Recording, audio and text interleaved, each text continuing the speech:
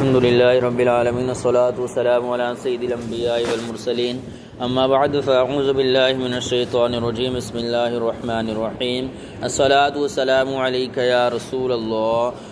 وعلى آلك وصحابك يا حبيب الله الصلاة والسلام عليك يا نبي الله وعلى آلك وصحابك يا نور الله نويت سنة الاعتکاف۔ پیارے آقا صلی اللہ تعالیٰ علیہ وآلہ وسلم نے ارشاد فرمایا، جو دن میں مجھ پر 50 مرتبہ درود پاک پڑھے گا کل بروز قیامت میں اس سے مصافحہ کروں گا۔ صلو علی الحبیب صلی اللہ تعالیٰ علی محمد صلی اللہ تعالیٰ علیہ وسلم۔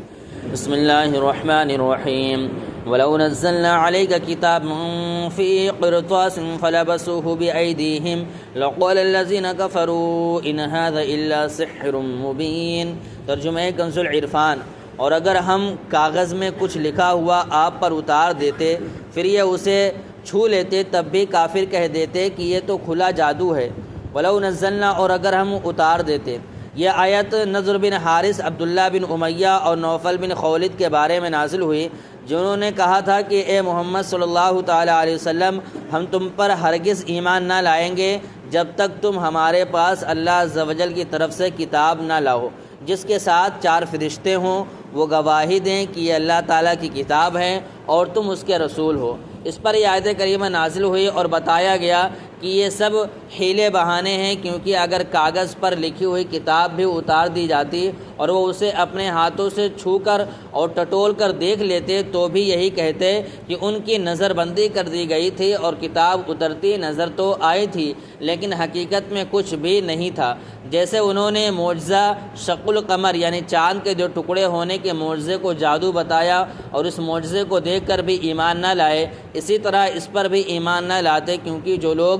عناداً انکار کرتے ہیں وہ آیات و معجزات سے نفع نہیں اٹھا سکتے۔ وقالوا لولا انزل علیہ ملک ولو انزلنا ملکا لقضی الامر ثم لا ينظرون۔ ترجمہ کنز العرفان۔ اور کافروں نے کہا ان پر آسمان سے کوئی فرشتہ کیوں نہ اتار دیا گیا، حالانکہ اگر ہم کوئی فرشتہ اتارتے تو فیصلہ کر دیا جاتا، پھر انہیں مہلت نہ دی جاتی۔ وقالوا، اور انہوں نے کہا، یعنی مشرکین نے مزید یہ کہا کہ نبی کریم صلی اللہ تعالیٰ علیہ وآلہ وسلم پر آسمان سے کوئی فرشتہ کیوں نہ اتار دیا گیا جسے وہ دیکھتے۔ اس پر فرمایا گیا کہ اگر اللہ عز و جل فرشتہ اتار دیتا اور کافر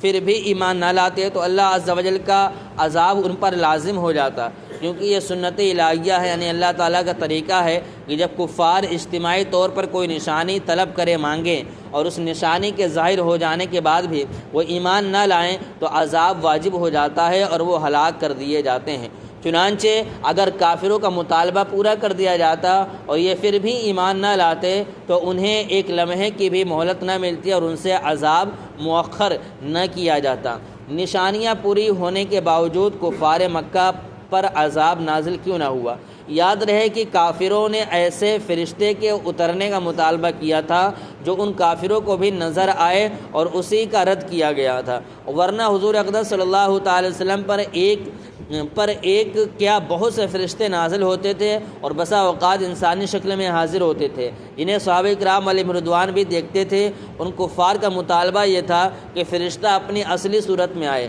اور ہم اسے اسی صورت میں دیکھیں۔ یہاں ایک سوال ہے کہ کفار نے بہت سی نشانیاں طلب کی جو پوری بھی ہوئی، جیسے چاند کے 2 ٹکڑے ہونا وغیرہ، اور اس کے بعد وہ ایمان بھی نہ لائے، تو ایسی صورت میں آیت میں بیان کردہ حکم کے مطابق تو سب کو ہلاک کر دیا جانا چاہیے تھا، لیکن ایسا نہیں ہوا۔ تو آیت کا مطلب کیا ہے، یا پھر ان معجزات کے دکھائے جانے کا مطلب کیا ہوا؟ اس سوال کا جواب یہ ہے کہ نبوت پر دلالت کرنے والی نشانی 2 طرح کی ہے، ایک عام نشانی اور دوسری خاص نشانی۔ عام نشانی وہ ہے کہ جس کا تمام لوگ مطالبہ کریں یا سب مطالبہ تو نہ کریں لیکن اس کا مشاہدہ سب کر لیں، اور خاص نشانی وہ ہے جس کا مطالبہ مخصوص لوگ کریں اور تمام افراد اس کا مشاہدہ نہ کر سکیں۔ گزشتہ امتوں میں نشانی دیکھ لینے کے بعد ایمان نہ لانے کی صورت میں عذاب نازل کرنے میں اللہ تعالیٰ کا طریقہ یہ رہا کہ عام نشانی یعنی جس میں سب عام و خاص شریک ہو جائیں اسے پورا کرنے کے بعد ایمان نہ لانے کی صورت میں عذاب نازل فرماتا،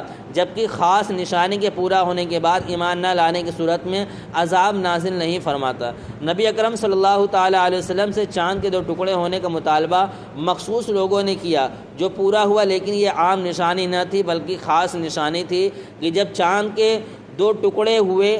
اس وقت اکثر لوگ سو رہے تھے اور کئی مقامات پر اختلاف مطالع یا بادل حائل ہونے کی وجہ سے چاند 2 ٹکڑے ہوتا نظر نہ آیا، اس لیے مطالبہ کرنے والوں پر عذاب نازل نہ ہوا۔ مرقات المفاتیح میں یہی عبارت شرح السنہ سے منقول ہے۔ اس کی روشنی میں ابو جہل یا دیگر کفار کے مطالبات کو دیکھا جائے تو وہ خاص مطالبے خاص فرد کے لیے پورے ہوئے تھے، اس لیے اس پر عذاب نازل نہ ہوا۔ صلو علی الحبیب صلی اللہ تعالی علی محمد صلی اللہ تعالی علیہ وآلہ وسلم۔